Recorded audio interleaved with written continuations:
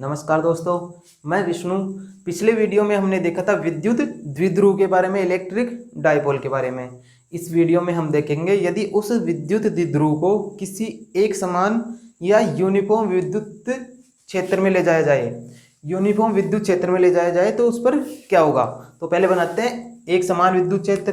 एक समान और असमान विद्युत क्षेत्र मैंने बताया था कि दिशा और मैग्नीट्यूड यदि समान हो, दिशा और मैग्नीट्यूड समान हो तो एक समान या यूनिफॉर्म विद्युत क्षेत्र होता है। और इनमें से एक भी यदि समान नहीं हो दिशा या मैग्नीट्यूड में, तो यूनिफॉर्म नहीं कहलाता। तो यूनिफॉर्म विद्युत क्षेत्र बनाते हैं।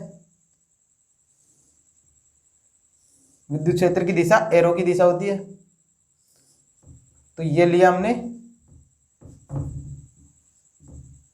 एक विद्युत क्षेत्र जो कि यूनिफॉर्म है। इसमें हमको प्लेस करना है एक द्विध्रुव आघूर्ण को। द्विध्रुव आघूर्ण में एक पॉजिटिव चार्ज और एक नेगेटिव चार्ज। इसको लिया हमने नेगेटिव चार्ज, इसको लिया पॉजिटिव चार्ज। चार्ज दोनों समान होते हैं। दोनों के बीच की दूरी ली हमने 2a। 2a क्या है? ये दोनों के बीच की, दोनों चार्ज के बीच की दूरी। ठीक है, तो जो हमको पता है इसके बारे में वो लिख लेते हैं। P इक्वल टू क्या होता है? Q2a। ठीक है, ये चीज तो हमेशा हमको पता रखनी है। ठीक है, इसकी डायरेक्शन क्या होती है? नेगेटिव से पॉजिटिव की ओर, ये इसकी डायरेक्शन होती है। तो पी वेक्टर किधर होगा? इधर की तरफ पी वेक्टर होगा। तो ये चीज ध्यान रखनी है। तो इस पर देखना है क्या हो रहा है। तो कोई भी चार्ज यदि किसी विद्युत क्षेत्र में रखा जाए तो उस पर क्या होता है? एक बल लगता है।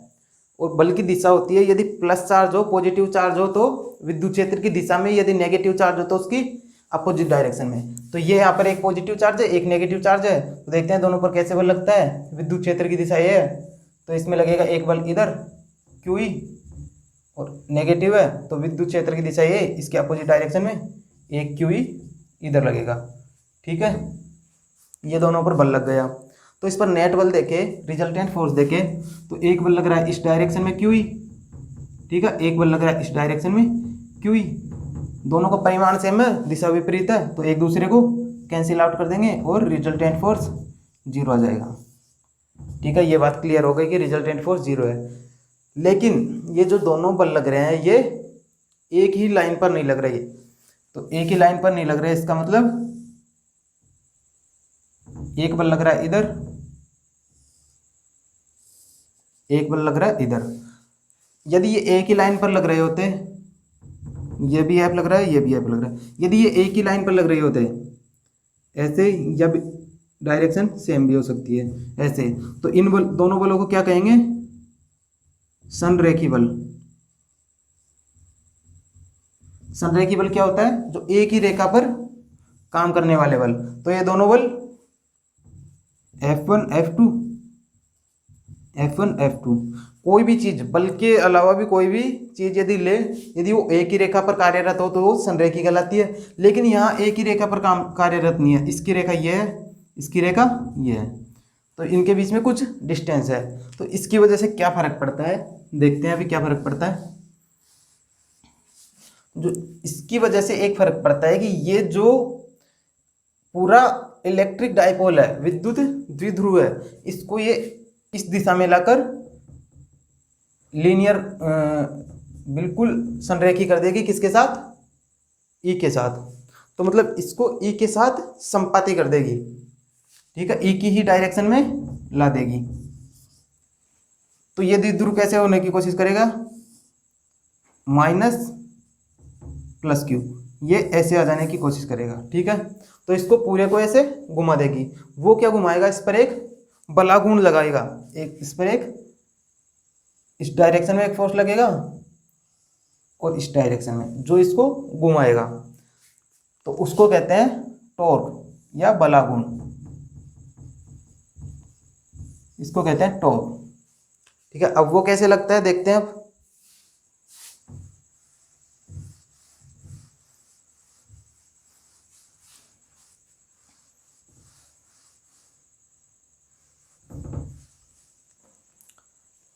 पहले देखते हैं बलागुण क्या होता है। उसको लिखा कैसे जाता है? बलागुण होता है, बलागुण को निकालने का जो फॉर्मूला है वो होता है बल मल्टीप्लाई बाई बल की क्रिया रेखा की। तो यहाँ पर दो बल है, अब देखते हैं उनकी क्रिया रेखा क्या है। एक बल इधर लग रहा है तो इस बल की क्रिया रेखा पूरी ये होगी, ये पूरी इस बल की क्रिया रेखा है। जैसे ये बल है तो ये जो लाइन है ये पूरी इसकी क्रिया रेखा होगी। तो इस क्रिया रेखा की घूर्णन अक्ष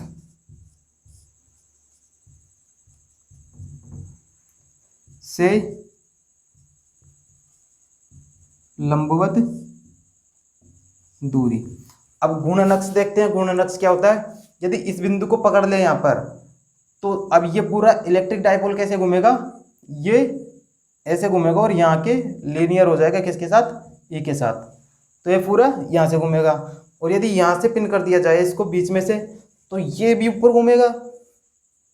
यहाँ से पिन किया जाए तो ये भी ऊपर घूमेगा और ये भी ऊपर नीचे आएगा थोड़ा और यहाँ के लीनियर हो जाएगा ई के साथ। ठीक है, यहाँ से पिन किया जाए तो ये पूरा ऊपर आ जाएगा, यहाँ के लीनियर हो जाएगा ई के साथ। ठीक है, यहाँ से पिन किया जाए तो ये थोड़ा सा नीचे आएगा और ये यहाँ जाके इसके साथ लीनियर हो जाएगा। ठीक है, तो ये होती है घूर्णन अक्ष। तो पहले हम कर रहे हैं यहाँ से इसको पिन, तो यहाँ से पिन करके देख रहे हैं, तो यहाँ से पिन करके देख रहे हैं तो एक ये बल है और एक ये बल है। ठीक है, तो इस बल की वजह से दो बल आघूर्ण लगेंगे।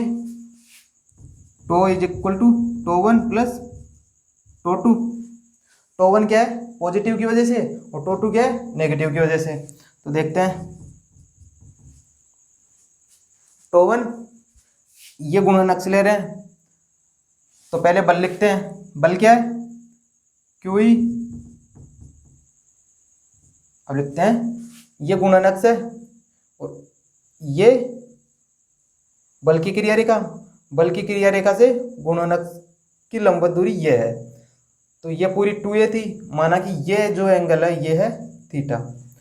तो ये 2a, ये थीटा, तो ये कितनी होगी, यहाँ पर परपेंडिकुलर है ही, क्योंकि लंबवत दूरी लेनी है हमको। तो जो ये आएगी 2a sine theta, 2a sine theta आएगी ना। तो यहाँ लिखते हैं 2a साइन थीटा। अब देखते हैं टो टू आता है माइनस चार्ज की वजह से, तो माइनस चार्ज भी यही लग रहा है और उन घूर्णन अक्ष भी यही है। तो लंबवत दूरी 0 प्लस क्यू ई तो है लेकिन घूर्णन अक्ष से लंबवत दूरी 0 आ जाएगी, तो ये पूरा 0 हो जाएगा। तो टो इज इक्वल टू क्या हो गया, Q E 2a sine theta. Q multiply by 2a क्या होता है, Q multiply by 2a P। तो टो E क्रॉस P। ठीक है, तो और साइन थीटा, क्रॉस नहीं, क्रॉस अभी देखेंगे कैसे आएगा। तो E P साइन थीटा लिखते हैं अभी देखते हैं E P sine theta. E P sine theta क्या होगा, ए बी साइन थीटा क्या होता है, ए क्रॉस बी, और ए बी कोस थीटा क्या होता है, A dot B. Dot product और क्रॉस प्रोडक्ट में ये सब पड़ा होगा। ए डॉट बी होता है ए बी कोस थीटा और ए क्रॉस बी होता है ए बी साइन थीटा।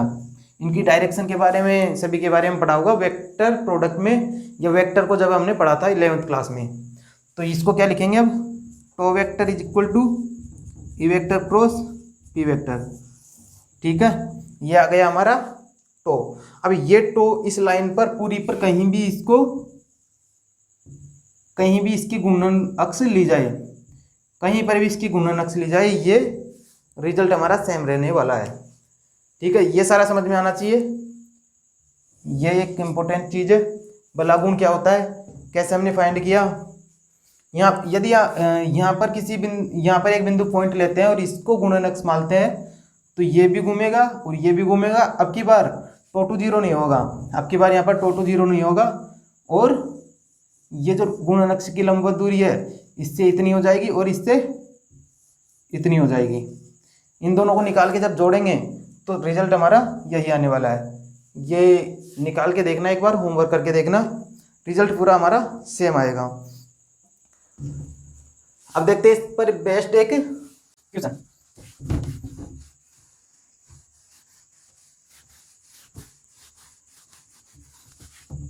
देखते हैं क्वेश्चन में दिया गया है हमको एक द्विध्रुवागुण है, द्विध्रुवागुण के चार्ज दिए गए हैं, चार्ज है ±1000 माइक्रोकूलम, ठीक है। ये है Q एंड E दिया गया है, E दिया गया है हमको 15 × 10⁴ न्यूटन पर कूलम। और हमको दोनों के बीच में डिस्टेंस दी गई है, दोनों द्विध्रुवागुण के बीच में, जिसको कहते हैं 2a दिया गया है हमको 2 मिलीमीटर, ठीक है। और दिया गया है हमको थीटा एंगल दिया गया है, जिस एंगल पर दोनों द्विध्रुव या दोनों चार्ज पार्टिकल्स है तो वो एंगल है 30 डिग्री, ठीक है। ये सारी इन्फॉर्मेशन दी गई है। इसको कन्वर्ट करते हैं कूलम में तो ये हो गया 1000 को कहते हैं 10⁻³ गुणा माइक्रो को लिखते हैं 10⁻⁻6, तो ये इतना कूलम हो गया, तो ये हो गया 10⁻³ कूलम, ठीक है। ई है ही सेम, नैनोमीटर को भी बड़े मिलीमीटर को भी मीटर में चेंज करते हैं तो 2 × 10⁻³ मीटर। अब सॉल्व करते हैं इसको। फाइंड क्या करना है इसमें, इस क्वेश्चन में दिया गया है कि टो फाइंड करो, ठीक है। तो टो देखते हैं, टो होता है अभी देखा था PE sin थीटा। P क्या होता है, एक चार्ज मल्टीप्लाई बाय दोनों चार्ज के बीच की दूरी, तो चार्ज गुना चार्ज के बीच की दूरी 2a E sin थीटा। सभी की वैल्यू रखते हैं। Q की वैल्यू वो रही 10⁻³ 2a की वैल्यू 10⁻³ 2 मल्टीप्लाई 10⁻³ एंड E की value 15 × 10⁻⁴ and sin theta sin 30, theta 30 है तो sin 30 क्या होता है 1/2, तो 2 से 2 गया, ठीक है। 10⁻³ एंड